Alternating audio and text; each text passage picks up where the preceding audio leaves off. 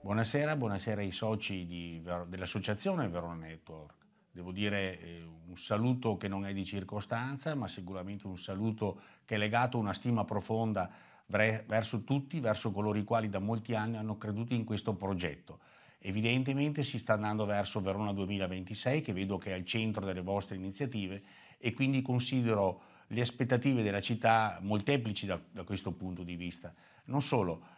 tutto ciò è stato posizionato, legato moltissimo dalla precedente amministrazione, ma sono certo che anche questa amministrazione andrà incontro a quelle che sono queste necessità di poter portare un contributo importantissimo a quelle che sono le vostre attività. Rimettere in moto Verona sta al centro di un'agenda sicuramente altrettanto importante e che riguarda tutto quanto quello che è il comprensorio delle associazioni di Verona e non solo. Ho accettato